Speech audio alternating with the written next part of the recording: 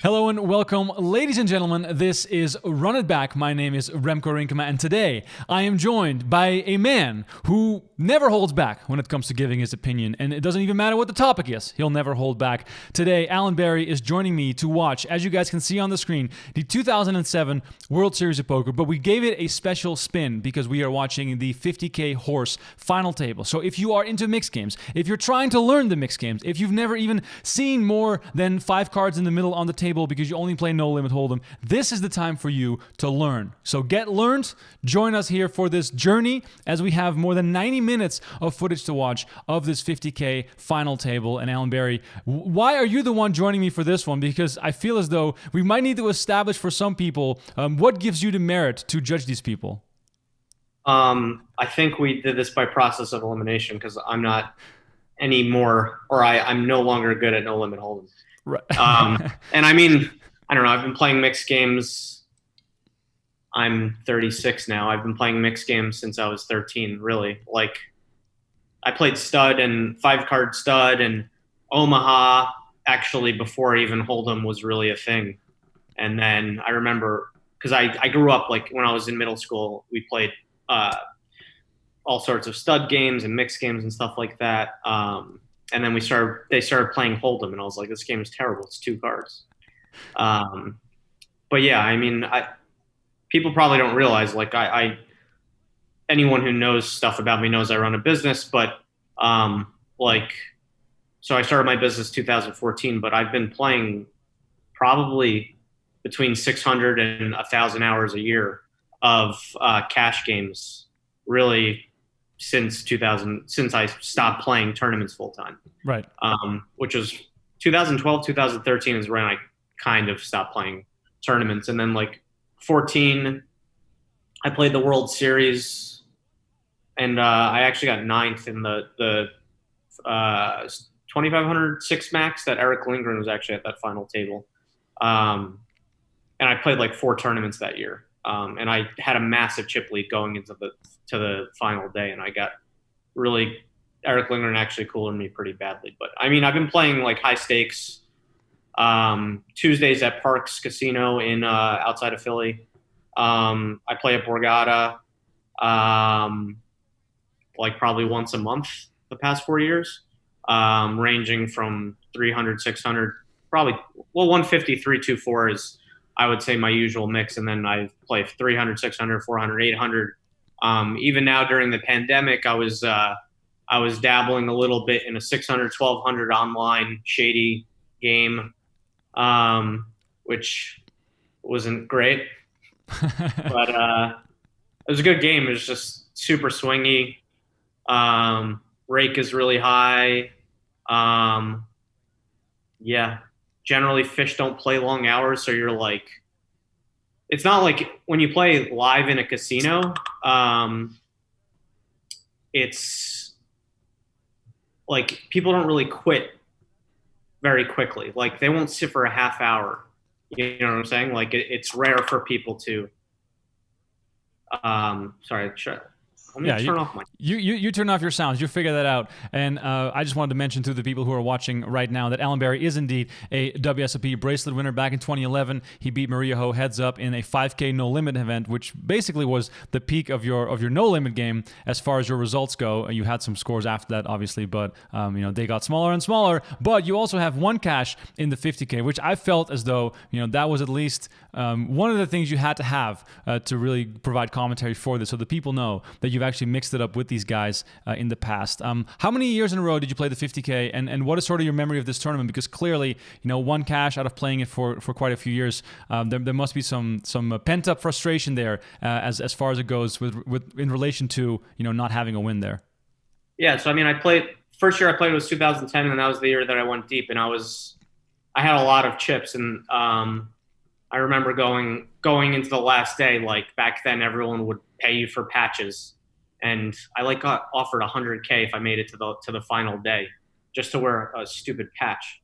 And of course I bubbled the last day, but I was like pretty dominant in the field for no one really knowing who I was. But then I played 2011, 12, and 13 and 14, so 5 years. But like 2012 and 13, I'm pretty sure I busted like 20th or 25th or something like that. So I I went deep almost every year, and like, I never really had chips the last couple of years I played. So I mean, 1 out of 5 is 20%, with a decent shot at winning it. It's not bad, Right. you know. So we're in the early goings here of this final table. The game is stud 8 or better. For people who are completely new to this format, if you are only a No Limit Hold'em player, H.O.R.S.E is a rotation of 5 games. It is the games that we are going to be seeing at this final table. They rotate every orbit. It is Limit Hold'em. It is Limit Omaha 8 or better, Stud High, Stud 8 or better, and Raz. So those are the games that are being played. H.O.R.S E, I believe, Alan, is no longer commonly spread anywhere. There's always a variety of other strange games in the mix. Yeah, I mean, the games that we kind of play on the East Coast are BBTOE, which is Badusi, which is a split pot game, Badugi, which is a one winner game, triple draw, Deuce 7 triple draw, Omaha 8 or better, and Stud 8 or better. So that's like a pretty standard East Coast mix. But in that game that I was playing online, the 600, 1200 game, that was actually kind of a similar mix to what we were playing. So that's like a pretty good mix where there's a couple split pot games, a couple, Badugi and triple draw are generally always in the mix. But yeah, Raz is not really spread that often. Raz and Stud High are not really, they're definitely East Coast games. Right. And obviously, H.O.R.S.E is what the 50K started with, and it was a no-limit final table the first year they had it back in 06 when Chip Reese was the winner, playing, I believe, Andy Block heads up for about 12 hours, and it was a no-limit hold'em only final table. And then this final table was H.O.R.S.E, and over the years, this event has evolved. So it went from H.O.R.S.E to being an 8-game mix. I think they've tried a 10-game mix once, and they've also messed around with the final table variants. Sometimes they played the mix, like we're seeing here today, and sometimes they played straight No Limit Hold'em because it was better for television. Obviously, I guess the right formula is somewhere in the middle, but I think it's kind of cool that No Limit Hold'em is also part of it as far as the final table goes. But at the same time, seeing the games that the mixed game players love to play get some exposure is also really cool, and we see one of the legends of the game, Tor Hansen, get eliminated here on the first hand. Alan, as we roll into the second hand here, let's start breaking this down. Give us your thoughts on these hands, because clearly... I was trying to follow that last hand, but I was just like, how is Bruno Fitoussi in here with King, Queen, 4? I was just... Right. I'm assuming he, like, raised to try and steal, but, like, Stud 8, you do not try and steal. It's just the worst game to ever steal, because... low cards are going to have 3 low, and when you have a high door card, you had a queen door card with king 4 under, you're not going to get many folds. Like, even like high hands are really more steals than anything. Like, you don't really want to be playing big pairs unless you're stealing the antes. Obviously, it's a stud game, so there's antes plus the bring in. So raising first in, there's a chance where you could just take down the antes and the bring in, but I would not recommend raising with king, queen, 4. All right. So the first bit of strategy that we've learned here is there's no stealing in. Actually, there is one position in which you would raise king, queen with a king door card with queen 4 under. If it's like jack, jack, jack, 9 bring in. Right. Or jack, jack, jack, 10 bring in. Right. And even then, they're not going to fold. Like, they're just not going to fold. So yeah. So we have Limit Hold'em here, which is probably the game that we have to have the least amount to say about, since the game has been played for many, many years. It's even solved in some kind of Barry defending the small blind with king 5 of hearts. Not something I'd recommend, assuming it's 20 or 30-60 because he called 90. So I would not recommend defending king 5 suited from the small blind to an open. So as far as Limit Hold'em, let's talk about this from a concept perspective. What are you defending from the big blind? What is a range of hands that you can play there? No, so he's in the small blind. My bad. So big blind. It's like, that's super standard. But big blind, you defend pretty wide. I mean, this isn't one of my best games, but it's a pretty simple game. It also plays super fast in a mix. And there are actually, like, with certain tables, this could be actually one of the better games. So, but yeah, I mean, I guess once he defends out of a small blind, check raise flop, gets called, I would say leading turn is terrible. I mean, an ace is just going to smash the opponent's range. But I guess betting and then folding to a raise is fine as well. Right. So probably why you don't defend king 5 suited out of the small blind. It's just terrible. Right. So speak to me about the biggest difference as it pertains to limit strategy approach and no limit. Of course, pot odds are very different. Like it's one bet to call, one bet to raise. How do you approach that if you are a no limit player? How do you make that adjustment initially when you first sit down and trying to figure out, because every hand seems appealing from that perspective, especially from the blinds or, seeing a turn or, calling a check raise. I mean, you could probably compare it to like short stack tournament strategy. Like in limit hold'em, you're generally not raising 8 or 9 handed with like pocket 4s, 3s, 2s, even 5s sometimes. If the game is like super aggro, or even really, honestly, whether it's passive or aggro, it's just bad to raise those hands. You're not going to flop sets. You can't get opponents to fold, so they're going to realize their equity a lot. So that's kind of the same thing as a tournament. Like if you have 20 blinds with pocket 5s, a lot of the times you're just going to be folding. In a like a full 8-handed game, I'm not exactly clear at this moment like what proper push fold strategy is, but I would imagine that's probably a bad shove to shove 20 blinds. Right. So it's really not that different. But I mean, honestly, limit hold'em is like pretty simple. Like you just play super tight and super aggressive. Like it's almost like that Rounders quote where it's like I forget what he says, like at that stud game with the lawyers or the judges, where right. he's like, if it's good enough to play, it's good enough to raise or something. But yeah, just playing super aggressive. Like you can there's a lot of complexity to it on like post flop, where you can like capitalize on people's mistakes. Yeah, deuce 4, 5, 6, not a great hand, but there's worse hands to play. Right. So as we pivot into Omaha 8 or better, and I believe that the hands that are being shown are, almost orbit by orbit. So we're going to see a very quick changeover from game to game. Hansen here raising with the 6-5-4 deuce with just one suit. Omaha 8 or better. Give us the introduction as far as what sort of the common approach is, and whether or not a hand like this is terrible or if it's passable. I mean, I've played this hand many times in a cash game, but in a tournament, you just have to be super tight. I would say playing it in early position, I assume they're 6 or 7-hander right now because Thor got eliminated. It's just bad, to be honest. Even ace, queen, jack, 6 is not a great hand. Like the ace 6 is just not going to be good for the low very often. And you don't have any backup. So like ace 4, 5, 10 is a pretty good hand. You have a suited ace. The 10 gives you a chance for Broadway. So it gives you a lot more opportunity. And it's like you're not going to get blown off your hand. Ace 10, 4, 5 is actually a really easy hand to play because you're not going to get blown off of ace 10 very often. And like if you have ace 4 or ace 5 low, it's generally going to be one of the better lows. So that's like a pretty easy hand to play, I would say. And as a short stack from Barrick's perspective, getting it in there after raising a call with the ace 10 5-4, I think it's fun. Yeah, I mean, Amnon's pretty tight, so maybe to him just calling is fine. It's in tournaments, it's like really crazy how saving one bet could like really do a lot of things.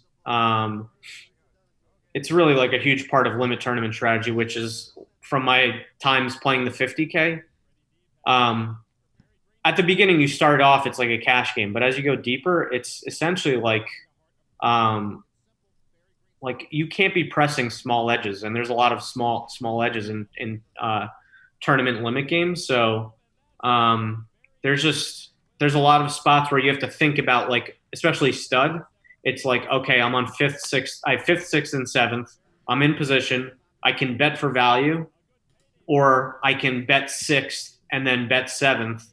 And if I ever get check raised in any of those spots, or, I have a bet left, you know what I'm saying? Like, people don't really respect their lives and understand how important it is. Because in stud, there's antes. So, like, if you have one small bet left, like, and you get it in, you can, like, not 10x, but like 5x your stack just from antes and the bring it. And then if someone enters the pot, so it's just really important to always preserve those bets. And that's, the best cash game players are the ones that are saving that one bet. You're always going to be getting 6-1, 8-1. Right. It's just a matter of, like, is this guy bluffing 1 in 8 times? If you just start calling down 100% of the time, you're just going to, and that's honestly one of the biggest mistakes that fish make in limit cash games is they just always call. They always want to see what the other person has. Right. So basically what you're saying is that leaning more towards the tighter side is in generally a better approach because the value of a single bet is much higher than people perceive it to be. Yes, to a certain extent, yeah. Right. All right, so we're looking here at the cast of characters, Freddy Deeb, Bruno Fitoussi, Kenny Tran. We just saw Bari and Thor Hansen get eliminated. Amnon Fillipi is still in the mix. What's your general opinion on these players? Is this a normal final table for an event like this? Is this, the heyday of the big money and online sponsorships and just a bunch of random dudes entering this event? Like, how do you look at this as far as, a time capsule into 13 years ago? I mean, this is definitely a good time capsule, although, like, Kenny Tran still plays mix. I know that for a fact. John Hansen, who's at this final table, actually still plays mix on a limited basis. Bruno Fitoussi, the last time I played the World Series, which was 2015 or 16 maybe, I played a 10K dealer's choice, and he was actually at my table. So this is a time capsule in that, like, 2007, this is exactly what you would expect, and these guys probably played cash except for Freddy Deeb. But a lot of these guys are still around. Right, but is this like a high level of play as far as from your perspective, even if you had to put it back in the terms of those times, or would you say that this is a soft final table? I would say this is actually back then. I would say it's probably a tougher final table. Right. But a lot of people still don't even play mix. Like, mix is like one of the best things you could play. The games are less solvable, so the geniuses can't simplify it, and there's not, like, definitive strategies on what the right plays are and stuff like that. It's just too complicated of a game. Like, Hold'em has 2 cards. There's just limited things that can happen. Draw games are obviously really complicated. You get 5 cards. I guess, like, what you would call the game tree or whatever it's called. Right. It's just a lot more complex. And I've even, like, I've done some solver work with a couple of the games, like Omaha 8 or better and Deuce to 7, on, like, proper opening strategies in a cash game and stuff like that.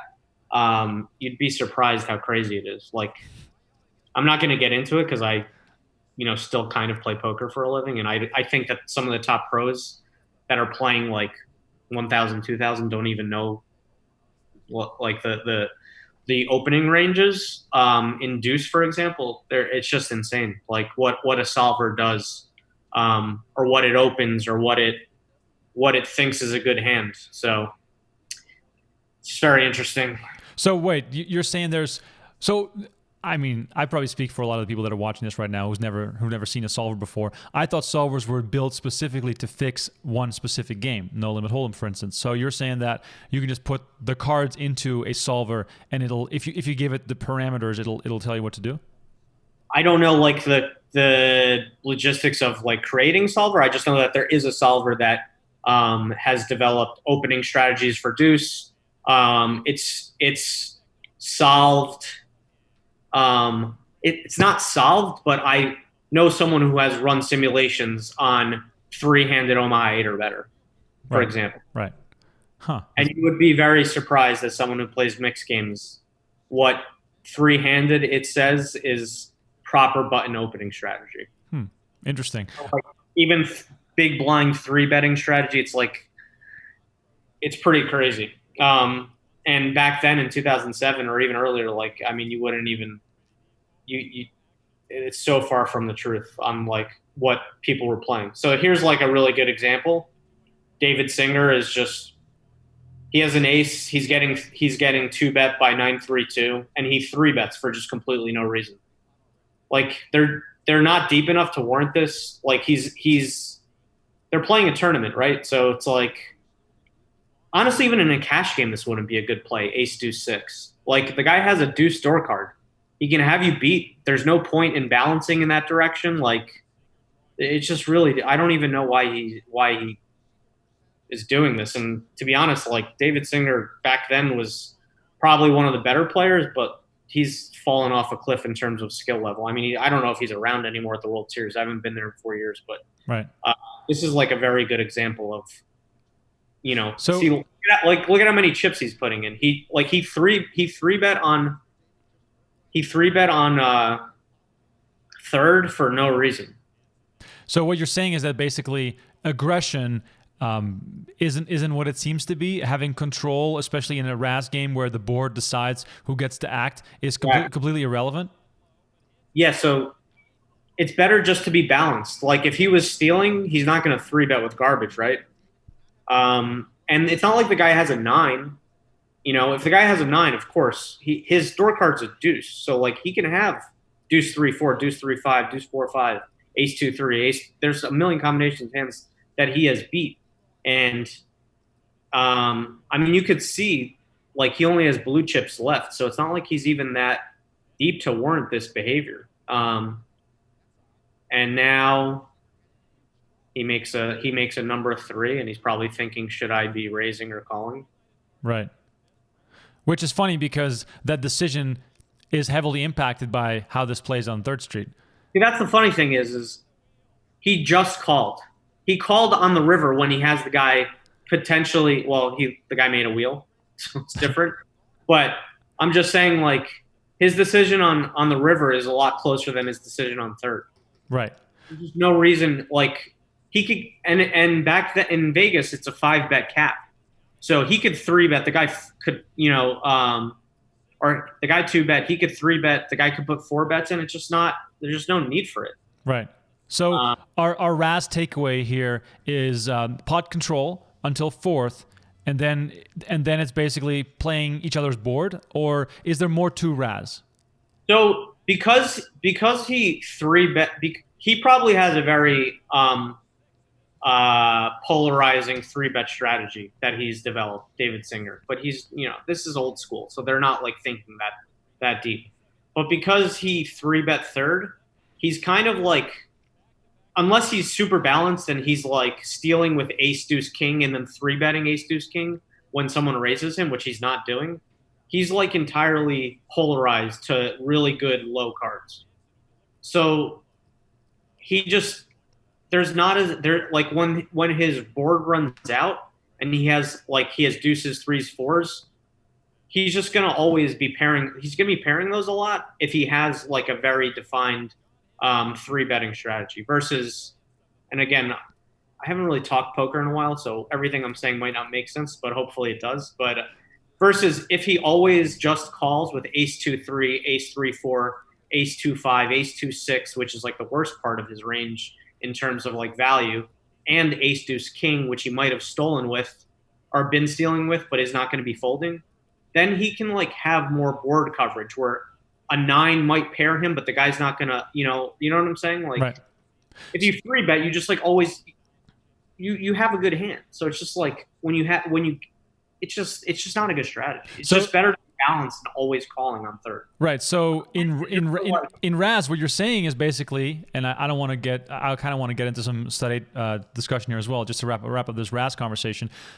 What you're saying basically is that there is almost no 3-betting on 3rd Street and RAS because it's much better for your range on both sides if you just go to 4th.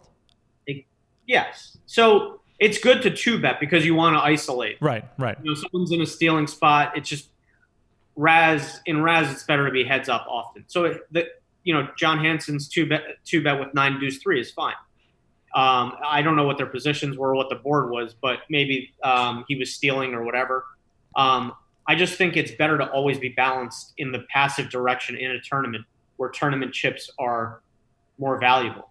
In a cash game, it's different, but like in a tournament, like you only have generally like the average is 8 to 10 big bets, and it's just not good to 3-bet. If the guy happens to be like that was the worst case scenario. John had 9-3 too.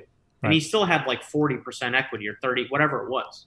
And then, like 42% equity. Right. And then real brief on because you're going to be short a lot of the times in these mixed game tournaments, whether it's horse or whatever format it is. At what point are you 3-betting to get it in there in Singer's position? Is it like 3 bets, 4 bets? Like how shallow does the stack need to be? I mean, so whenever I used to play mixed game tournaments, I wouldn't look at it as big bets. I would look at it as small bets, actually. Because small bets are half the game. You know, it's one small bet on third, one small bet on fourth. So you kind of, and then you can always say, oh, well, I have 2 small bets, which is 1 big bet. So you just have to like kind of think the hand through. Like if I 3-bet, how many more bets before I can get it in? So it's a complicated question to answer, but you should just kind of think through the hand on like, on how quickly you can get it in, and is it worth it to get it in, or is it worth just to play slow? And I mean, like when I used to play Raz, I would limp a lot, and I would balance my range by limping. And you could like, you're risking less by limping. Like sometimes I'd have like ace king under with a deuce, or that's a bad spot, but like ace king under with a 6 with like 4, 3, 2, 5 behind me, and I would limp because when you limp, people just aren't going to try and punish you as much. Right. Like when no one's entered the pot, you can raise and everyone can just fold. But when someone limps, they're generally not limping to fold. Right. Okay. So that's like that way you're only risking 1 small bet. You limp, they raise, you call. Now you only have 1 bet in the pot.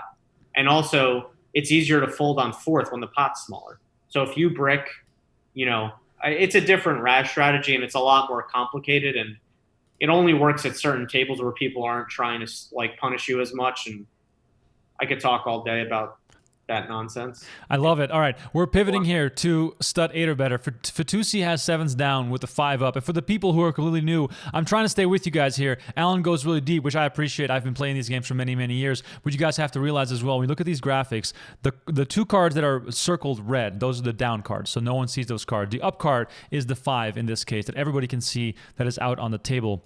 As far as the broadcast goes, we don't see the up cards from an overhead view as far as what's being folded. So, you know, we have a little less information that we'd like to have, but it's still enough to teach you guys a little bit of strategy here in these horse games. So we see pocket aces here. I'm not sure who this is. Oh, it's John Hansen.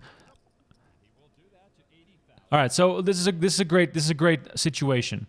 It's a non-low card up card for Hansen with a pair of aces down. How strong or weak is that? We can see the percentages. In this case, of course, the aces have the high crushed as far as the equities go. But this is a very common scenario. So how do you generally approach this? I mean, you just raise and pray. Really, honestly, like this is like one of the most annoying spots to have. This is a hand that really, truly can't be folded. But like, look at his equity, you know. I mean, these equities are kind of confusing, but he has I don't really know what these equities mean. 11, 11, and 10. I guess that's. Well, no, I think that's the scoop, and then the equities below the hand on the left to win the high, on the right to win the low. Yeah, it's still weird that they do it like that, because even in like equity calculators, there's still like a general equity that adds to 100%. But yeah, I mean, this is just one of those annoying spots. A lot of stud 8 is just super standard. You know, there's really nothing you can do. If you have a jack up with 2 aces down, you try and get it heads up and hope that you get it heads up. Now I think he's raising, or is he calling? Commits to 160, still looking for another card to make his low. Freddy apparently has a mosquito problem over there. 6th Street now. Fitoussi picks up a 4. He's drawing to a 7 low. Well, nobody's that happy on 6th Street. Bruno checks after Amnon did. Now Hansen's aces are still the best hand. Fitoussi still with the best drawing hand. 4 diamonds, 4 low cards. Yeah, I mean, I was just trying to think if he was if he raised or called five, but his board's king deuce five of diamonds. It's hard to raise with aces with with just the ace of diamonds up and no other dead diamonds. But for Um, But for Hansen, this is an awful situation because once again, his aces are basically, like you said, raise and pray. But when you're multi-way on 6th Street, then how often are these aces going to be good? yeah, I mean, right now he should be doing nothing but checking. This is just not a good bet, especially after hemming and hawing. You just never have trip jacks. You never, you know what I'm saying? Like, and look, like his equity he has 23% equity to scoop. I guess that means, which is not good. And if Fitoussi is tricky at all, he can like sometimes be checked. It's just so hard for him to bet king deuce five of diamonds and check four offsuit four. He just has to have exactly like sixes with a diamond, sevens with a diamond, eights with a diamond, split fives with a random diamond. It's just, yeah. So And Fitoussi somehow checks the river, which is just atrocious with a flush and a low when it's so clear that John has like a one pair hand that's like contemplating getting value slash betting and hoping one person folds. Like that hand's just never betting. And Amnon's board was like ace 7 9 10. So he's not even value betting like a lot of his good lows. It's just a terrible check, especially in a tournament. right, so, and it's also the gin card for him that he's sort of waiting for. Then why are you in so deep? That's probably why he checked, because his hand improved so dramatically that like it skipped a step in his head where he's like, oh well, now I'm going to check raise rather. Well, like if he hit a random diamond or like a really good low, he probably would have just led. But he hit his hand increased too much on both sides that he was like, now I'm going to check raise. But it didn't really impact his board or the other action. So it's kind of a silly spot. Now this is aggressive hold'em play. Okay, limit hold'em. Hansen raises it up with the ace-8 offsuit, which looks to be in the cutoff, and then Freddy Deeb 3-bets on the button, which I think a lot of players do that in limit hold'em to get rid of the blinds. I'm not even sure if that's ever even a thing. But then we have Tran coming in with the 4-bet from the big blind. Hansen throwing it into the muck here. We can go real. I mean, at this table, I would not be doing this with 10-8 suited. I actually don't even know if. I don't know if ace-8's even an open in an aggressive game in a proper limit hold'em strategy. Is ace-queen a 4-bet though, always? Me personally, and I think a lot of people play similar strategy, they're cold calling out of the big blind with a lot of, if not all of their range. However, this is West Coast, so there's 5 bets. So because it's 5 bets, it might make more sense to cold 4-bet because the person. Basically, if it's a 4-bet cap, the person who raised the cutoff and got 3-bet is almost never folding for another bet. Right. Another 2 bets. However, when it could be potentially 3 more bets to them, they might fold. So that's why ace queen is probably more of a 4-bet. So hyper aggressive on Freddy's part. Is there any merit to that? Is it worth getting rid of the blinds because the stakes are so big and he's going to get heads up in position a lot of the times? I would 100% be folding 10-8 suited to a cutoff open. Right. So and nothing. So 10-8 suited is just never hand playable. What is the range? No, you open it. You can open it in the cut. It's better to, I would rather open it in the hijack than 3-bet it from the button. Right. No, but what I was trying to get at is like, what is a 3-betting hand there that has enough value there to want to try that? Well, 10-8 suited is not a value. It's not really a value 3-betting unless the guy is just opening complete garbage. Right. Like, I don't know, like Queen Jack suited, 10 Jack suited, Ace 9 suited plus, pocket 7s plus. I'm not really great at limit hold'em, but that's probably not that far from like accurate limit hold'em strategy. So you just have to play tight, like especially in a tournament. Like, what are you doing? It's just.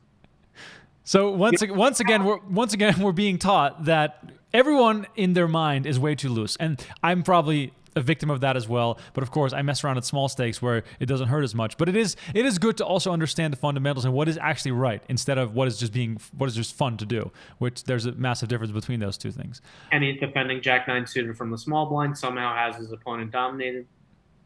It's just. So how bad is this? I mean, it's not terrible. wouldn't do it unless I was like losing. Didn't care. So It's just, like it's fine if you can like build this sort of strategy of having like defends out of the small blind, but like generally when you defend out of the small blind, like you're going to have a lot of like suited middling connectors, maybe occasionally like queen jack, but it's just, I don't know. I'd say 3-betting is probably just always better. Yeah, I remember this hand. I swear I remember. He's going to call the river with jack high. Let's listen in. I'm curious now. Another big pot of brewing to the river card now. And it is a tray. Nobody makes anything. Tran earns the check mark. Actually, Tran must figure now he can only win the pot if he bets it. He slows down, though, and checks it. But Bruno bets it. Boy, Kenny waves the white flag, and Bruno takes advantage immediately. Nice play by Bruno. This is how you know you watch too much poker. I was just going to say, how much poker have you watched in your life? A lot. Probably more than most people. Tran has jack high. There are so many hands that could beat Kenny. What's he thinking about? But he does make the call. What a call! Is that the greatest call? And he wins the pot. They're playing some poker out there, Lon. Wow. From what I've heard about Kenny, this is actually how he plays cash games. He like rubs it in your face, and he's not the greatest person to play with. Is it a great call though? Yeah, I mean you have to put the guy on like 7-8. 7-8 or 7-9 of spades, but you have a 9 of spades in your hand, or 7-9 of diamonds that turn backdoor equity, or 8-9 of diamonds. I mean, Obviously, Bruno is not going to value bet if he hit any of the middling cards. So his range is very polarized. Either it's complete air or and a lot of the hands that he value bets sometimes raise the turn. So right. Is it the best call in the history of limit poker where you're just calling one bet, getting 7-1? No. Is it a great call? Yeah. I love poker. Like here you go. If you can defend Jack 9 suited out of the small blind, get the big blind defend with 7-8 off, and somehow pick him off with Jack high, then yeah, I guess solvers aren't going to give you that complexity of like detail. They're not going to say call the river with Jack high. Right. All right. More limit hold'em strategy here. Fillipi raising it up with ace-10 suited. Tran defending with 6-3 offsuit. That's probably also a glorious play. Small blind versus big blind, it's probably okay, but I don't know. It just seems like that hand is way too weak to, ever do anything with. Yeah, I'd say so. But he is skinny Tran and just call with Jack high. So if you can call with Jack high, you can do something with 6-3 off. Still ahead with the aces. Clearly. How is this even a hand that's televised? What happened here? Glances at each other. I remember our early days. Tran will come along for 200. I guess diamond on the river. And the river card instead hits Fillipi. He now has tripped aces. And he will act first. Tran taking a good look at him. Fillipi. Oh my God! Amnon with a little Hollywood delay there before a bet he was always going to make. And now Tran. What 2 cards can you beat here? Well, he can't beat ace-10. If Kenny wants to keep that brilliant glow going, he's supposed to lay this down. Does he want to be sick fold? Nope, he's still sick call Kenny. That's a bad call. Oh, and Fillipi takes... The other thing about like limit poker is generally people talk more. However, people are generally not good enough at talking to be balanced. And when they talk, they're comfortable enough to open their mouth. They probably have it. I mean, I think Amnon totally triggered Kenny Tran there, who just made that great hero call, and now he gets put in sort of a similar spot. And of course, Amnon has the nuts, at least as far as. It's pretty much saying, "Hey, idiot! Like, what hand are you going to make up that you can call with?" Yeah, basically. Like almost like comment. I mean, he's almost like commentating, saying like he could literally. Yeah, you just can't be. You have to beat like king queen with like a diamond that double barrels and triple barrels. But like on that board, no one's bluffing. A 9's not folding, an ace is never folding, and a 6 is not even folding. So, right. So let's take a moment here to talk about the difference between the people that play mixed games and the people that play Hold'em. The assumption that is being made and that I've seen come into fruition a lot of the times is that mixed game players are, for the most part, pretty miserable people, Alan. Is that true, or would you say that you're having a good time playing with these characters on the East Coast? Both. I mean, I enjoy the game of poker. People get very confused about me and like what my thoughts are and about poker. Like, I love the game of poker. Like, I'll play any limit, like low limit. Like, even now, I'm in New Jersey, so I can play on Wsop. I sometimes play like 10 20, 15 30, 30 60, Omaha 8 or better. But I just enjoy the game. And then there's the other side of me, which just absolutely hates playing it for a living. And in limit games, especially in the higher stakes limit games, you're with the same people all the time. And you get miserable because it's like everyone has a short-term memory about who's running good and who's running bad. And, like, you can win like 60,000 straight and then you lose like 5,000 back and you're like, oh my God, I'm running so bad. Or at least there are people who do that. So it's just, it's a miserable culture. Poker in general, like, I mean, only the ones that are playing like the high stakes traveling around like Macau are the ones that they have to smile because they're in like these tough games with like businessmen. And if they're sitting there miserable, they're probably not going to get invited back. Like, I'm definitely miserable a lot of the time, but I lately, at least the past 4 years with what at some point was a successful business, having that balance makes it a lot better because it's like if I have a bad session, it's easier to look at the long run when you have another source of income. So, right. But yeah, it's miserable. There's a lot of standard spots where you can do nothing. Like you played Deuce to 7 triple draw. Like when you have, it's like when you have aces versus kings. If you have aces and the other guy has kings, you're just on the right side of a situation. And it's really poker in general. Not only that, but you then have to win. But if you had kings, you would be in the same spot. So it's like. But you've been winning for all these years, meaning that there's much more to it than that. So clearly, the misery and the passion have sort of a middle ground at some point. Yeah, I mean, it's just very hard to look at the long run when you're on a downswing. Right. So what's your biggest downswing you've ever had? How long was it, and how deep did that hole get?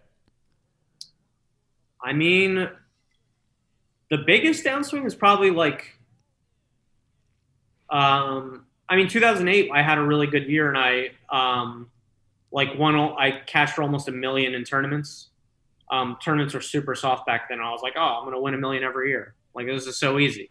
And then 2009 to 2010, I was backed, but I backed people playing tournaments also.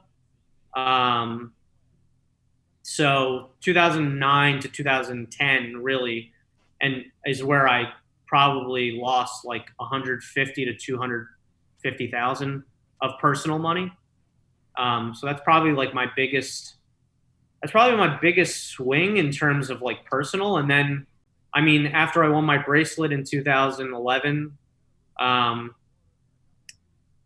lost $300,000 in tournament buy-ins. Wow. So, I mean, I was backed for all of that.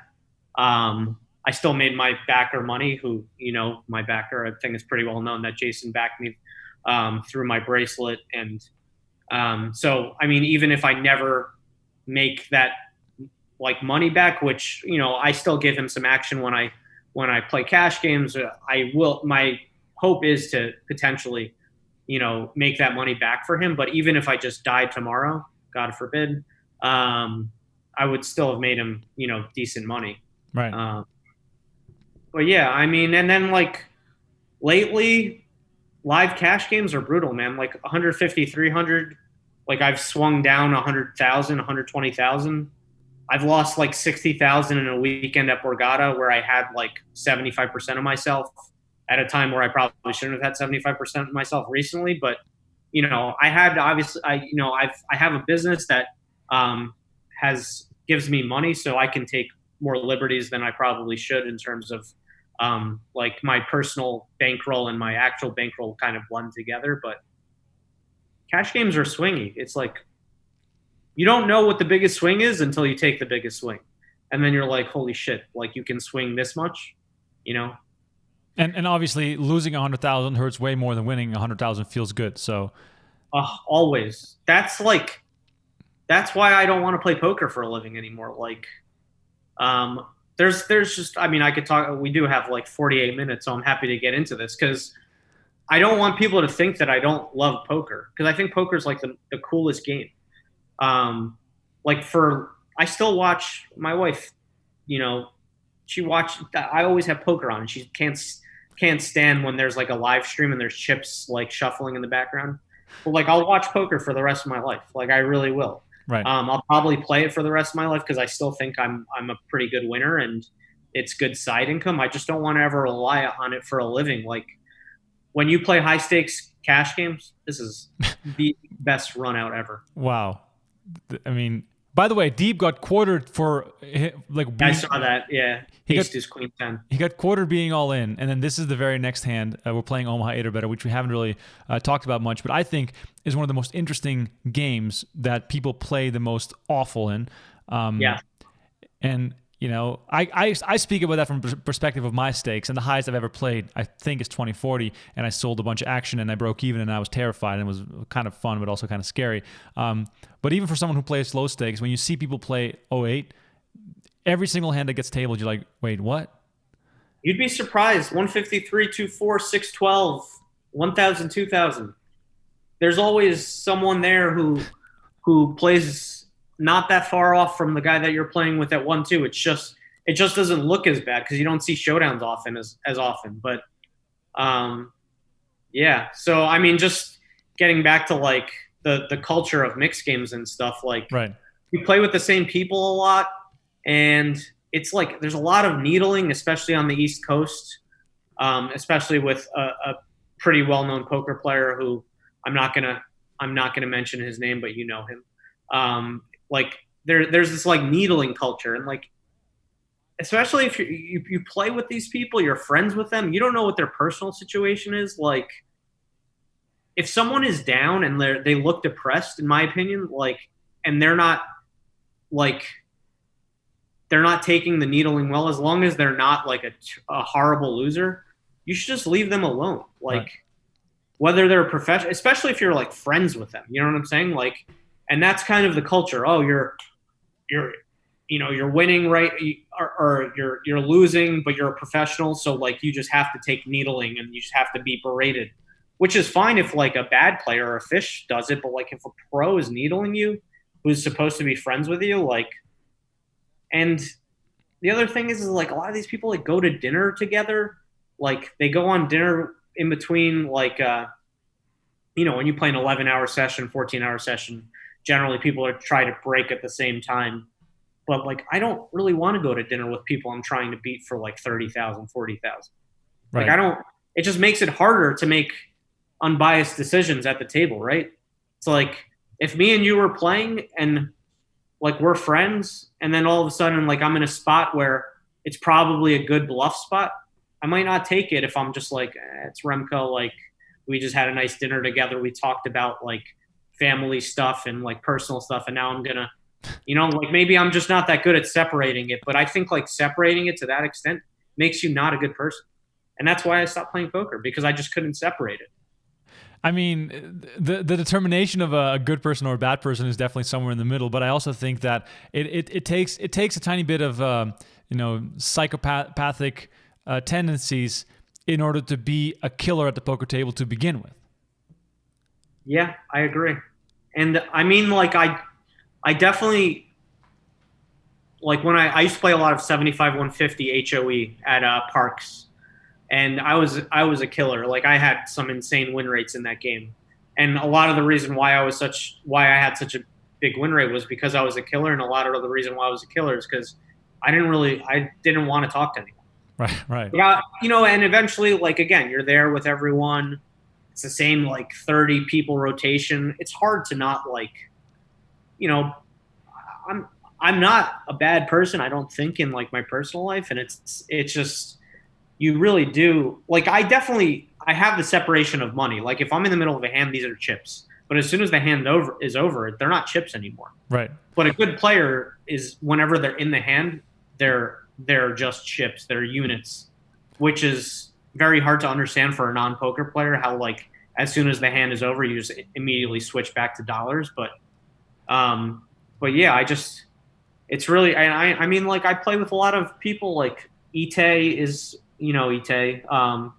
She played a lot at parks, and like she's one of my friends, and she actually has a really big issue with that, where she's like so nice, and she'll miss a bet on a river where the other person, and this is like versus people who wouldn't do the same thing to her. Like I'm talking about people who would do the same thing back to me, but it's just better to just always play as if you're playing against people that you don't know.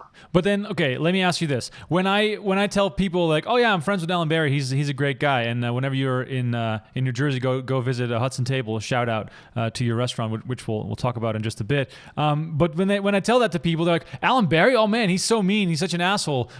Is it poker that drives you to be so sharp and edgy, or is that on the other side? Is that personality trait part of what gives you the edge in the game? Yeah, I mean, that's my personality. I mean, at work, you know, I have 37 employees, and I'm pretty honest with them. I'm just honest. I mean, like, unfortunately, honesty comes off as being brash or being a prick or being an asshole. I mean, obviously, Twitter is a whole nother situation. Like that, you know, Twitter's like almost a 10x dramatization of your personality. So that's definitely a whole different situation. But yeah, I mean, like, I'm an honest person. I'm honest with my friends. I have a lot of friends outside of poker. I have a lot of friends in poker, but you know, a lot of those people were, when I was traveling for tournaments, you kind of, you know, you see a lot of the people, but there you're not playing with them a lot. So it's a lot easier, in my opinion, to make friendships because, yeah, you might get moved to the same table, like, but you're generally not gonna, you know, you're not going to be battling your friends as often unless you're playing in the super high rollers. Right. And again, those guys are killers. Like you can see it. They play against their friends. They completely separate off the table and on the table. But it's just hard because I mean, in the past 4 years, I might have spent 700 hours with some fish or some pros. I don't even spend 700 hours a year with my close friends. You know what I'm saying? Yeah. So it's like, it's just completely different. And it's just a really hard lifestyle in the swings, and no one outside of poker will ever understand the swings or like just the nuances of poker. It's just right. Freddy Deeb, by the way, just continues to dig his way out of a giant hole. We're playing Raz right now. He's got the 9-5 down with the ace up. Pairs there. Pairs his deuce and bets. Against the pair of 9 showing from Tran, who has the 6, 7, 8, 9. That's kind of a fold at this point for Tran, right? No matter what Deep has down, his odds are just horrible. So, in my opinion, I think that's a fold on 5, because when you pair 2s twice, it's unlikely that you paired the first time. So he just had to have completed with complete garbage in order to even be getting. Like stud is always compounding decisions, right? You saw his equity on 5th was 30%. But it's not like you call and then that's it. Now what do you have? Let's run it out. It's like you call with 30% equity. On the next street, you might have 0% equity and might not even know it. Right. So you're just never going to be playing perfect on later streets. So it's I mean, now this is just insane. He's betting dark. And the insane part as well is that Tran is upset even though his hand is garbage to begin with. Right. Like, what are you expecting? This is exactly limit cash games. Is like you get lucky on me one street, I get unlucky on you one street, you get lucky on me, and now I'm pissed off. Yeah. And it's all been one hand. Right. And it's like, where do you define who got the luckiest? You know what I'm saying? It's like in a hand of a limit game, 2 people can be miserable at the same time. That is a great way to put it. It's like the only game of cards where 2 people can be unhappy at the same time. One for not winning enough and one for losing too much. Exactly. It's just It's crazy. Why are we doing this, Alan? Why are we playing these games? Just go all in, play a no limit hold'em turbo. No, the mixed games. If you ever play mixed games, which you obviously do, nothing beats it. You could play 18-hour session of mixed game. I couldn't imagine playing an 18-hour session of no limit hold'em. Oh, absolutely. But back to the point about compounding decisions, which I think is a good moment to learn here for all of us that are watching this right now. Explain to me a little bit how that works, as far as, you make a mistake on fourth and then your equity increases on fifth, and then makes your mistake even bigger because you should have already folded. Like, how do you prevent that? Is that just, good hand selection? Is that just, staying tight and sticking to your game plan? Like, what is a way to avoid that? So, I mean, it's just kind of having a good understanding of like where your skills lie, right? Like right now in no limit hold'em tournaments, defending the big one like insanely wide is, the new strategy. And I think that like where you fall on that scale, like whether it's Jack 4 suited or Jack 7 suited, is based on your confidence in your post flop decision making. So, for example, like when you play stud, if you think you're a really good 6th and 7th street player, really river is one of the most important decisions. If you just think you're a fantastic river player, then you can make calls on 5th that are maybe a little looser because you're confident in your game on later streets. But if you think I'm a station, I will never fold 7th, then you just have to fold 5th a little bit more often than other people would, even though in the moment it might be incorrect. Right. So is it safe for me to assume that being too tight is a lot better than being too loose? I think so, 100%. I think tight aggressive. I mean, you always have to be aggressive, but I mean, being tight passive is probably the easiest player to play against. I would say, yeah, tight passive, because they just like always have a hand when they're betting against you. Actually, maybe loose passive. Sorry, loose passive is probably the easiest player to play against because their range is so wide and they're never value betting thin against you. And they call you down all the time. Yeah, exactly. Right. All right. Yeah. Stud 8 or better here. Let's break this hand down, whatever it is. And by the way, for the people that are watching, I haven't seen this footage since it first aired. Alan clearly remembers some of these hands from when it first aired, but all of this stuff is available on PokerGo. So if you're sick and tired of listening to us talk, you can watch this entire final table without our commentary on PokerGo right now. And we've released all the WSOP classics on PokerGo as well. 2003 all the way up to the current year is now available on PokerGo. And we got 1973, 87, 88, and 89 main events also available on PokerGo, and much more to come in the coming months. We're just making the whole collection fit together. All right, Stud 8 here. Freddie Deeb getting involved once again. This is the example that I was talking about. The only time that you could ever raise, which even this is really outrageous. He raised the king door card because he had a queen behind him and a 9 bring in. So it's just really hard for them to have hands that'll defend. So that's why he raised. Right. Even then, like it's 4-handed or 3-handed, or yeah, I guess it's 4-handed. There's just not that many antes in the middle to even warrant raising this, and it's just everyone knows you're raising. If you're always raising in that spot, people are just going to defend a lot lighter. And now you see what happens. Now he probably should be peeling here with king 7, 5, 8, 3 to a low. Now he has an 8 low gut shot, but he's looking at queens. And this is what you spoke about just a second ago about compounding mistakes, is that, letting go of it on third or fourth, but then getting to fifth with a gut shot and a low draw versus two boards that, don't look as though they got you covered. At least they don't have you locked down yet. Fitoussi happens to have a pair. He could have 4 to a low as well. Fillipi clearly doesn't have a low, can't even make one. So, could if he had a low card down. But it is really funny how this is exactly the example you just gave. Just so, also, Fitoussi, when he peels 5 with 9, 7, 5 club, spade club, he makes a flush on the river 100% of the time. Literally 100% of the time. So this is an example where with a board of queen, 6, 6, maybe you can check and maybe he occasionally checks back, and then you only lose one bet. But I guess he was all in. I don't even know. Like, whatever. I think he had one bet, so he can't fold because he has spades. Sorry, I forgot he has spades also. I mean, Fillipi has a super strong hand. The only problem is that he doesn't have a low, so he's just hoping for a chop here. He doesn't have a super strong hand in that particular position. When you pair your door card queen and a 9 door card, 9 of clubs, 7 of spades, 5 of clubs, calls 5, they have a flush draw almost 100% of the time. Right. Because you just can't. What other hands can you call with? Like aces would have put in 2 bets on third. Rolled up 9s would have probably put in 2 bets on third unless you're somehow slow playing. So there's just literally no hand. Right. But even when you're short, that's what I was sort of getting at. He has a really strong hand for the fact that he's all in on 5th, meaning that he didn't have a lot of chips to begin with. Is it then an argument to be made to just fold the ace, queen, 10, 3 spades on third? Is that hand too weak to play both? Yeah, I mean, I would have had. So he probably had 1 small bet, 2 small bets. He probably had 2 big bets.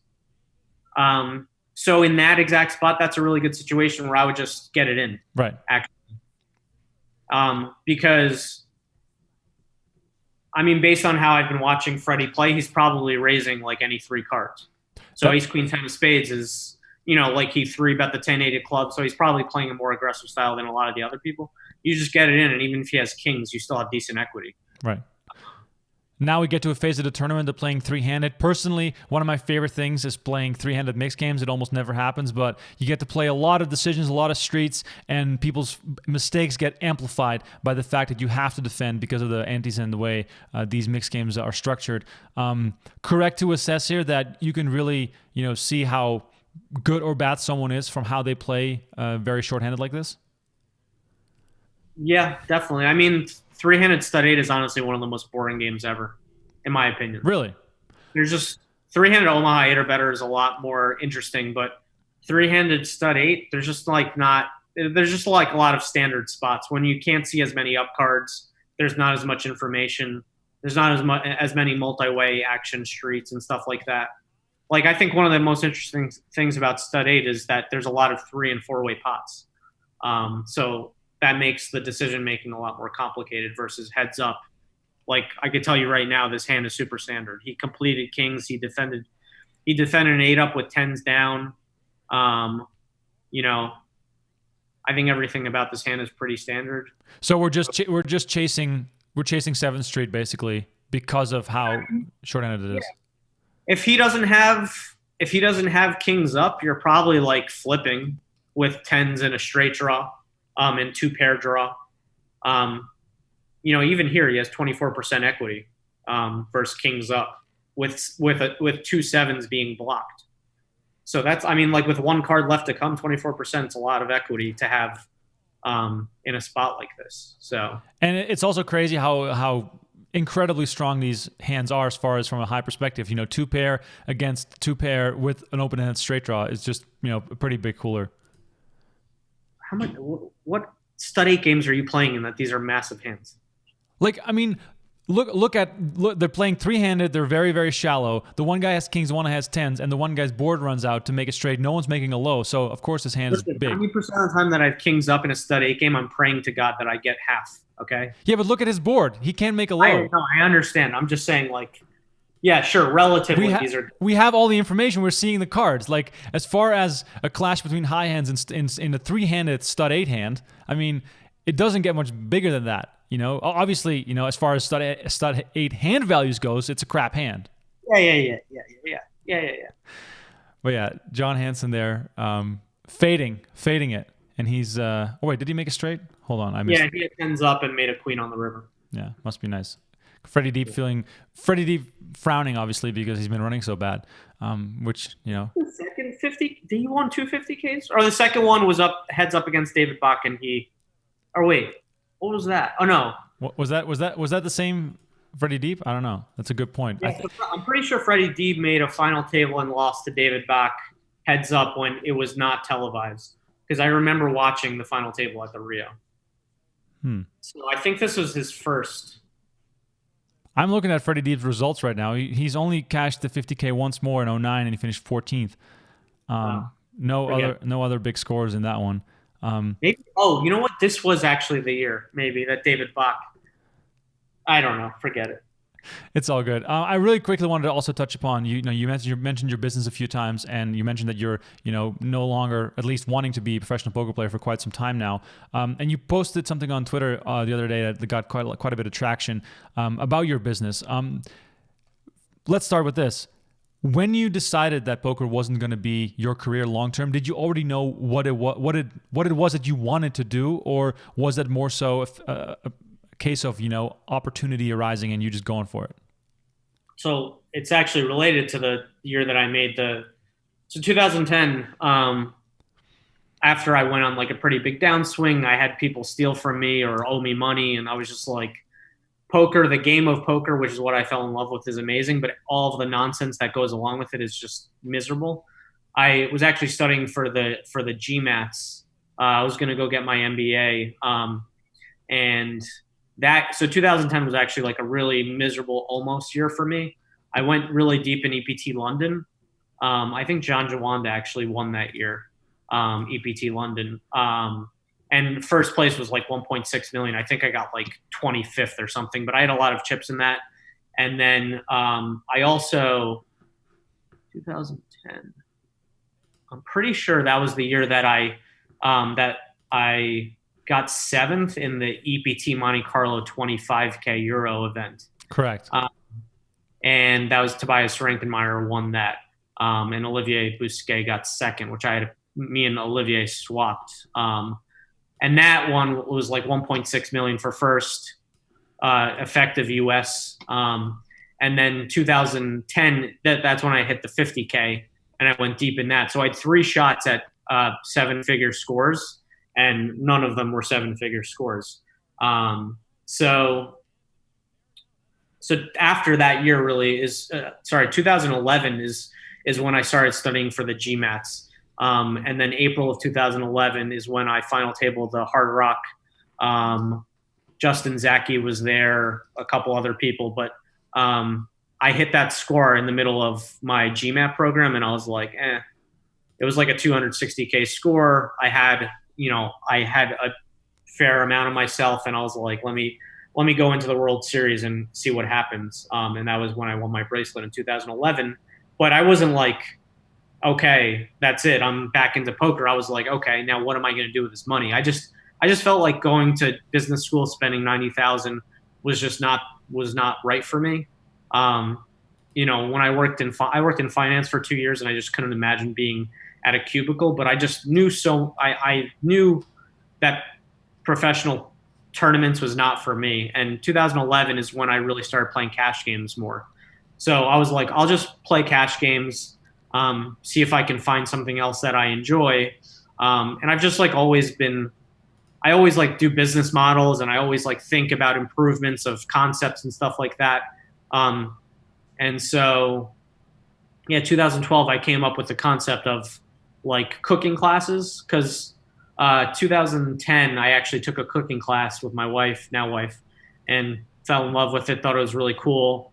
And I just felt like the business could be improved on. And I kind of put it on hold, and I was like, like I did the modeling, but you never know how accurate your modeling is, because there's a lot of assumptions that you don't know what the truth is about them.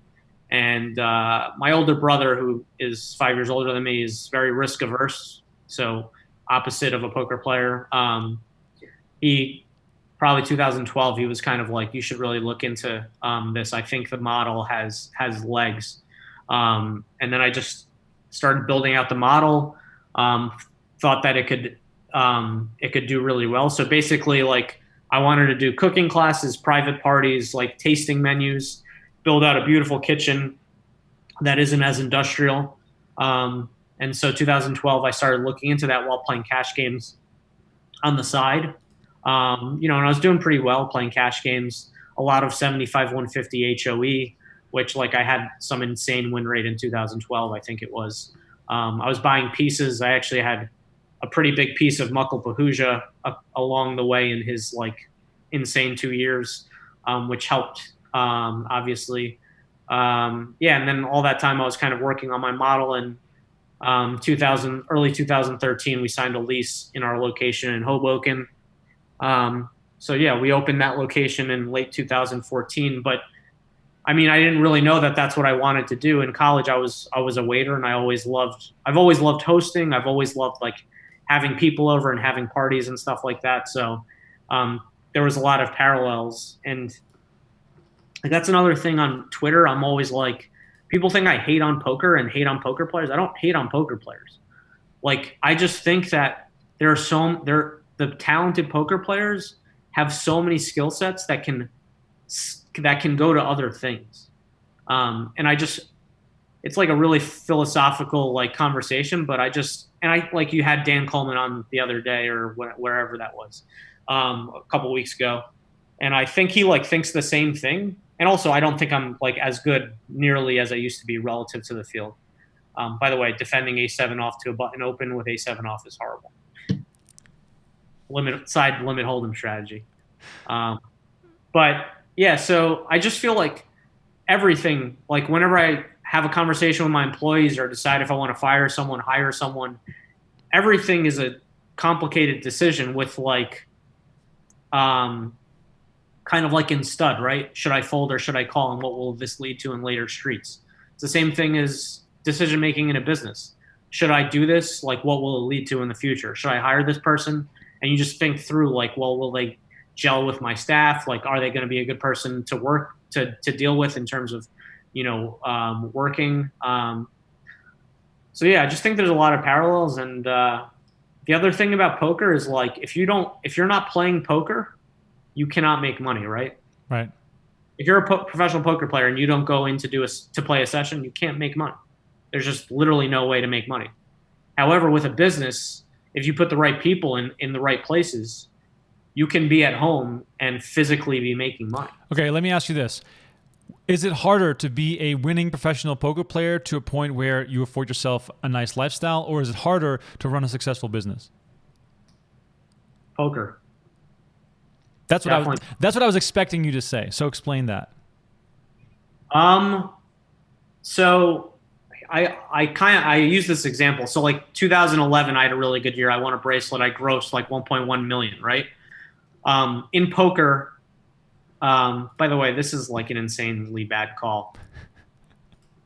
I'll just like really quickly run through the action. 7 deuce 9, Hansen defended out of the big blind. He led the flop, which not many people lead flops. You could just stop there and I'll just quickly run through it. Right. But he led the flop into the razor, which is, probably a lot of flush draws, a lot of top pair hands, opener calls, small blind calls. He double barrels the turn, which is like now narrowing his range because a 9 is not betting the turn. It's like only flush draws, which how many like random flush draws is he going to have? Ace-6 of diamonds, Ace-5 of diamonds. And then on the river, he bets again when check to. Ace high is probably checking back a lot because it has showdown value. So like you're just not, and a 10 like smashes semi bluffs, like 10 jack, 8-10, 8 jack. This is a spot where it's hold'em, right? You just call. He called 400 to win 2.6. He's getting 6.5 to 1. Yeah, I call. But you just can't, especially in a tournament, you just can't always make those calls. So yeah, anyways, so 2011, I had a really good year. Right? And then 2012 has nothing to do with 2011 in terms of tournaments, right? Because 2011, and you'll see this all the time, Justin Bonema had an amazing year, whatever that was, a couple years ago. The following year, he did nothing.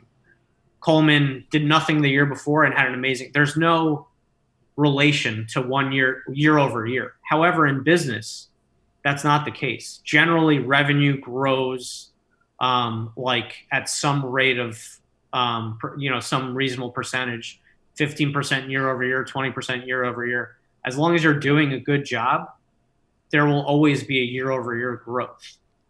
The other thing is like, and I've made this parallel before, but like, sometimes there's like, let's say like a 5-10 game that's tough, or there's a 2-5 game that's really soft, and a lot softer actually, to the point where your win rate in the 2-5 game will actually be more than what your win rate in the 5-10 game. However, like, you know, you want to be that 5-10 player. You're embarrassed to sit at the 2-5 game early in a career or when you have an ego, which I did at one point. And then you realize, no, I sit in the 2-5, I can make 30 an hour, 35 an hour versus maybe 25 or, you know, and I compare business to the 2-5 game and poker to the 5-10 game. Right. In poker, there's people with solvers. People are literally using programs to figure out how to play better. I'm playing against business owners who like can barely do their own taxes. And it's, you know, it's unfortunate because the restaurant industry is getting hit like super hard right now. But like part of the thing in that article or whatever that it was actually in NJ.com. I did an op-ed there, but part of the thing of what I wanted to say is like a lot of these businesses were going to fail. Right. Like, and I don't want people to like generalize that everyone wants a handout, because a lot of the ones that were going to fail probably want the handouts because they need them. And I like, there's a lot of really bad business owners. They treat their employees poorly. They don't go by the book. They don't pay their taxes. They signed up for bad economics where they're paying like too much rent. And my main point of like that thing that I wrote was I'm doing everything very well. And I'm even in a shitty spot. Right. So like that's how bad the situation is right now with the restaurant industry. And I don't think there's going to be any hope for a long time. And I will survive. But restaurants are going to get absolutely decimated because I have money. Like I have an extra amount of cash flow. I have access to funds. I'm personally like, you know, I'm personally well off enough that I can survive it. And I'm still in a fucking terrible spot, an absolutely terrible spot where I'm like trying to pivot every day. All the other business owners that I know, like they're terrified and there's no one helping them. Right. There's no one helping them, whether it's the state, city, federal government is completely clueless. Like, you know, the PPP loan is supposed to, they extended to a 6-month program. Like, there's no way indoor dining in the United States is going to be allowed at any capacity before early next year. So it's like, what do you do as a business owner? Like from December, January, February, like people are going to eat out in the winter? No. I mean, I feel like the rules state to state are very, very different. I know here in Vegas, you know, it's much laxer, much looser. And I know New York was one of the first ones to really take a stringent approach to this. And it's really tough to see that, you know, even if you're doing it all correctly, you can still be that 5-10 player who's on an enormous downswing with no end in sight, which is basically what it looks like. It's nothing like, I think after this, there's going to be like the people who survived the pandemic in terms of the business world and everyone else. And it's going to be like two different clubs. Right. You know, I think it's like, oh, you opened a business after, like you don't even know half of it, of like what this truly was. Right. But is there never going to be a point where you're pushed back to poker in a way where you have to? No. So, I mean, like at the beginning of my business, part of the reason why I started the business was like, okay, I'll start with one location. If it has scalability, it'll become my full thing. But I never wanted to go back to poker full time. And just so let me clarify, like when I was a full-time poker player from like 2012 to 2015, I played 1,000 hours max of poker a week. Cash game players play like 15 to 25 hours of poker a week. That's not like, that's full-time poker, but that's like a joke of a full-time job. Right. Like I was bored all the time. I would play like 15-hour sessions on Tuesdays. You know, sometimes I would go to Borgata and play, but like Monday, Wednesday, Thursday, Friday, Sunday, like I did nothing. You know what I'm saying? Like it's just once you play high enough and you have a role, you're not really playing enough hours to even have it being a meaningful like lifestyle. And like the highest games generally only run on weekends, but if you have a balanced life, most of your weekend life is going to be spent with friends and family. There's just, in order to truly make money in poker, you have to sacrifice so many things in your life. But even though you say that it is much harder to be a professional poker player as far as from a career perspective, and if you are good enough to do that, you'd be better off doing business. But then since you've become more of a businessman, you're putting in 80-hour weeks as opposed to waiting for 15 hours a week to grind in a good game at the stake where it's relevant for you to make money in. So I'll say what I can say about business, and I've been doing it for 6 years. It's not a long time, but I'm not even close. Like 3 years into poker, I was like, what am I doing? This is miserable. I was burnt out. Like 6 years in, and I do work probably 80, 90 hours a week, but a lot of it is on my phone. I'm with friends. It's answering an email. It's like thinking about the business, about modeling and stuff like that. It's almost like when I first started playing poker and I was watching poker all the time, right? You wouldn't consider that work, but it was sort of like work related in that I was doing like research mentally about poker. But that's kind of like how the business is right now. Like it's something that I love. I love to go out. I know you love to go out and eat and drink, and it's something that I love to do. And I think if you're working 80 hours, 90 hours a week in something that you love to do, it's not work, which is what poker started out as. But once like I've gotten into fights with people on Twitter who are like, what do I do to, like, what can I do to play poker for a living? And I give them honest answers. I'm like, you are way too late to the game. Like, and I don't want poker to go away. Like I understand that it supports people, including yourself, including me with jobs and stuff like that. But I think that there's a way where everyone just plays recreationally. Right. Like, why can't everyone just play recreationally? And like, I have this crazy idea where as soon as your gross income or net income, probably net, gets above a certain point, your rake gets higher. So like the fish would almost pay reverse rake and they actually get paid. And the winning professionals, until they normalize. And then when they have a losing year, they pay less rake. But that's like it's very socialist, but it's a decent way to kind of, make it so that you can never get to a professional level, but you're still supplying enough demand for poker to keep dealers and things like that going. So, right.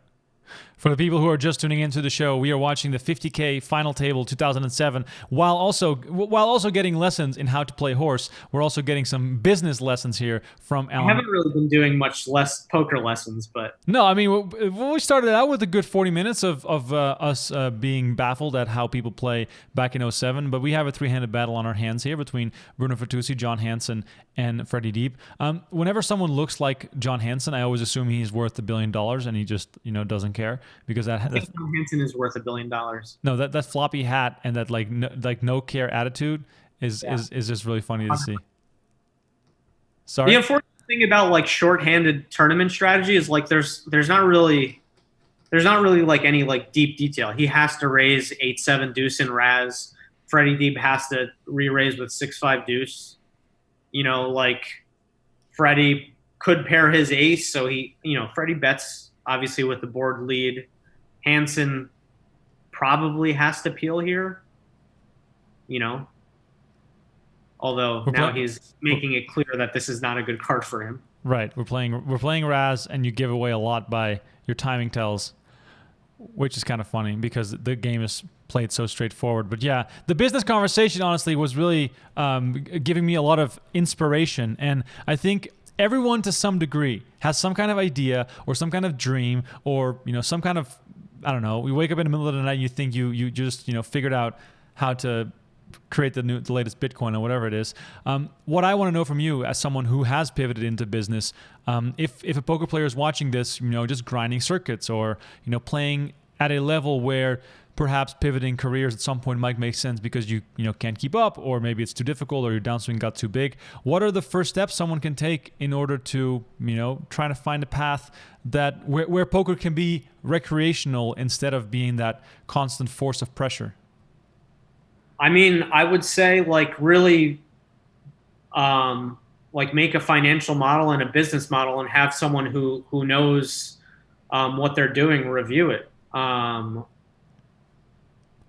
By the way, like this is a really tough spot Like I've played a lot of Raz tournaments, and this is a really tough spot because when he raises, he has like a six low mate, and you just have a 7 draw. This is why I think you should be check calling with his hand on 6th. See, now he calls. He could have saved that one last big bet. Right. So now he has less than half a big bet. He could have called 6th, called 7th, and still had those chips in front of him left to potentially play the next hand and triple up or quadruple up. Now, he's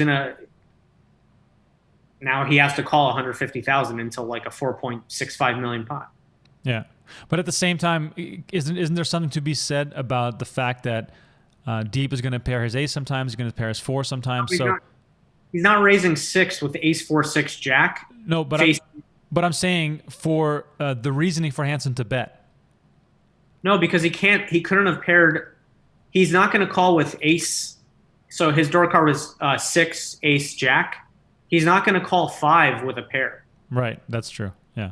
So he couldn't have paired the ace. Right. So when he raises 6, it's never a bluff, and it's like it can't be a value hand that's worse. But anyway, sorry. Back to the business modeling. Like, yeah, I just think like having someone who knows what they're doing, and I posted this on Twitter. Like, I'm happy to help because I really think if you're like a winning 1-2 player, there's businesses that you could start. Like, you would be surprised. The simplest business, like a plumbing company, if you like somehow like fixing things and you like the logistics of running a business, a plumbing company. Because plumbers, and I deal with plumbers a lot, and electricians and contractors. I've built out 4 kitchens, and I'm building out a 5th. Like, they are so dated with their technology. Like, they send you paper invoices in the mail. You can have a competitive advantage just by having an online payment system. Even lawyers, like operating like on hundreds of $1,000 bills, are operating on paper systems. It is crazy. Like, just all of these things about like poker where you're like, let me see if I could play this hand better than what the other guy played. Like it's very comparable. And that's why I get angry on Twitter because I'm like, there's so many other ways to make money besides poker, and you could still do it on the side. Like, let's say you want to start a plumbing company. You get your plumbing license, you play poker on the side. You start your plumbing company, it does well, you still play poker on the side. In a couple of years, you still play poker on the side, but your hours are limited and you still have that passion for poker, but your plumbing company now becomes a passion. It's cool to like figure out it's almost like a game. Like, how do I make more revenue? How do I increase my profit margin? Like, how do I gain more customers? All of these things are essentially like complex versions of game theory. They're just customer related, or like, you know what I'm saying? Like, right. Whenever I talk to an employee about like an issue, I think like, is this an issue? Like, what will be the consequences? Is it worth talking to them about it? What are the consequences if I don't talk to them about it? You know what I'm saying? And that's like, all of that is very poker related. But the thing that I'm just going to make an assumption here for some of the people that are watching that might, have considered this or might feel like it's too daunting. If you show up with money in your pocket at a casino, you can sit down and play. In order to, I don't know, jump across whatever threshold there is in order to start a business, there's a lot of steps involved. So that process alone is a huge deterrent for people to even consider doing something like that versus the thing that they know that is just down the street or online. That's with anything, right? Like, yeah, you can sit at a poker table, but the first time you sat at a poker table, you were probably nervous, right? And then you got over that nervousness after you were there a couple hours. It's the same thing, just on a larger scale. Like, the first time I negotiated a lease, the people laughed at me. They like literally laughed at me. They're like, what is this? You want to open cooking classes? No. And now like I go into meetings with like developers who are working for, or who are developers that are publicly traded companies. And I'm like in the room explaining to them why I'm a better candidate for a retail space than like a Trader Joe's. Not that specific example, but like, I've been in a conversation where they say, oh, there's a famous chef that's trying to take over this space, and we're not sure if we'll be able to lease it to you. And I'm good enough at talking through my business model where I can explain to them why that would be a bad decision. And if they say no, I don't care, because now I can talk to, but it's only been 6 years. Like in the grand scheme of things, like people have been in business 20 years, 30 years. Like it's not really that long. And I just think it takes experience. Like you learn from talking to people, you learn how to do all of these things. And yeah, I don't know. I mean, like you just have to try it, because poker will always be there. I mean, in theory, right? You can always, if the business doesn't work, and you could take baby steps, build the business model, drop the business model, then, maybe have a conversation with a realtor about retail space, and then you just take baby steps. Like my older brother helped me to start, and because I didn't want to talk to people. I was a poker player. I only talked to poker players. It was just so far removed from what I knew. But you're never gonna learn until you try. And I promise anyone who's listening who's like, I can't imagine just playing 5-10 and 10 1/4 and especially now it's such a hard game, and like online it's like everyone's battling for this limited pool. The pool in business, in any business, is a lot bigger, and the competition is a lot worse. I promise. I actually shouldn't even be saying this, right? Because like in theory, someone could just, if more poker players fled into business, it would be bad for me. Right, but I just think it's better for the world. Right, the country's big enough for multiple new businesses to start up. I think we're watching the final hand here. Deeb, of course, card wreck, picking up the ace-4 with Fitoussi already all in. Let's listen in on this final hand to see if we can get anything from their table talk. You're right, Bruno. Freddy does not see a comeback in Bruno's future. It's Freddy who pairs up a pair of 5s, Fitoussi with an ace. On 6th Street now, Fitoussi drawing to an 8 low. You still have a chance. Bruno with a bad low draw, worse than Freddy's. And of course, if Deeb doesn't improve his 5s, Bruno can win by pairing any of his high cards. Freddy hit his low. I made a low. Deeb now on the verge of a horse. Stud 8. Okay, whip it over. Whip it over. It's a 9. It's a 9. It is a 9, and that's going to do it. Freddy Deeb is the 2007. Sorry, what did you say? So that's the worst feeling ever, the 9 on the river in stud 8. That's like generally the card that just never does anything for you. Absolutely. And here we see Freddy Deeb win the biggest tournament of his career. Bruno Fitoussi getting second for $1.2 million. And I believe Freddy took home $2.2 million or something in that range. The one thing when I see this footage that makes me kind of sad is the fact that these types of games, as far as on a broadcast level, will never really catch on because they're too complicated, and you need someone like an Allen Bari to talk you through it if you've never even seen it before. We will quite possibly never see this again, at least from a broadcast perspective. But luckily, we have the PokerGo streams, and when live poker resumes during the Wsop, we'll make sure to stream as many of these events as possible. But it is kind of a shame, Alan, that these mixed games will never get to terminal velocity and get bigger like Hold'em did. I mean, for anyone interested in getting into mixed games, just play like $2, $4 on Wsop or something else. Like they're by far the most fun games, and that from experience. But just rotating through 5 different games, like sweating cards, peeling cards, like. It's just limit is also a lot more relaxed. Like everyone is generally more jovial. Obviously, I know I talked, about how miserable the high stakes games can be, but it's just so much more fun than 2 cards. There's nothing will ever beat it.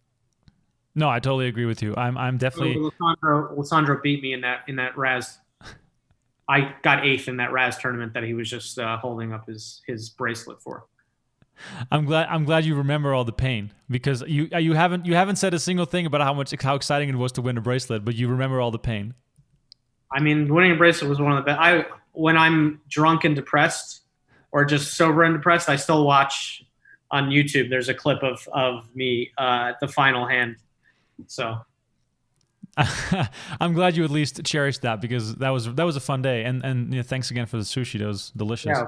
I remember that. Yeah. I remember vividly walking down the hallway with you and you were like so in the zone and you were so locked in that you didn't want to hear from anyone because you had like I think you had a big chip lead or something, and people were already like planning like where are we going after, and you were like shut up, we're still playing. No, like because back then like Vanessa Selps was and Jason and a lot of people like there's ICM strategy, right? Like on what you're supposed to fold and stuff, and like I didn't know any of it, which is obviously like back then I should have known it, but like they were telling me like when it folds to you and Maria Ho, because I beat Maria Ho heads up, but when Maria Ho was in the big blind because she was second in chips and the other two were really short, they were like just shove it, don't even look and shove any two. She has to fold like literally because she had like 20 blinds or something like that. And I remember I got back from break and I had queen 3 off, I think, or queen 5 off, and I shoved and she called with ace 10, which is 100% a fold, because the other two were really short, and I had like 120 big blinds, and she called and she doubled through me, and I was just like, just don't say anything to me, because it's like mid game you can't be adjusting someone's strategy that got there in this way, unless they ask for it, right. Or like unless it's strategy on an ICM chop. But, right. For the people that made it to the end of the show, Allen, please let the people know how they can support you in your business. Obviously, they can lose money to you in live casinos and online games, which is obviously a great idea. But as far as Hudson Table goes, give us the rundown and a breakdown of how people can get involved. Yeah, so I mean, we do cooking classes, or we used to do cooking classes, private parties, and stuff like that. Now we're focusing on outdoor dining in the Hoboken, New Jersey, and the Philadelphia, Pennsylvania, and we're opening a location in Brooklyn. In Williamsburg. But following us, if you guys want, we're going to be doing takeout again in Hoboken. Honestly, just go and follow us on Instagram at Hudson Table, which will lead you to the HT Philly Instagram account, but at Hudson Table on Instagram and on Twitter. Yeah, I mean, if you want to read my story, it's on nj.com. I'm sure you could Google it, but definitely supporting small businesses, just being nice when you go out, understanding how complicated it is. Prices are going to go up now. Like just in general, we're not going to be increasing our prices anytime soon, or hopefully not anytime soon. We're trying to just wait this out, but you're going to go out to dinner. You're going to have more expensive drinks are going to get more expensive. Food's going to get more expensive. Just definitely be open to what's going on and understanding how hard it is for small businesses of all sorts. So I appreciate everyone listening to my rambling for the limited of people who probably listen. But if we see Allen Bari in the Colossus next year, we know it's bad sign. Very, very bad sign. Allen, I played it actually, and I went deep in it, 180 or 240th, one of my last years. Wow, that was a good parting gift as far as experiencing what live poker is like these days. For the people that are watching, thank you so much for being with us today. His name is Allen Bari. I'm Remco Rinkema. Please like this video, subscribe to the channel, and stay tuned for much more, because Run It Back comes to you twice a week on Tuesday at 1 p.m. Eastern and every Thursday at 8 p.m. Eastern time. And if you want to go back and watch some other shows, I've had Dan Coleman on the show to watch the Big One for One Drop. I've had main event winners such as Chris Moneymaker, Greg Raymer, and Joe Hashem on the show, as well as some of the more recent ones, Joe McKeon, Martin Jacobson, Ryan Reese, and Scott Blumstein. So for now, thank you for watching, and we'll catch you guys on the next one.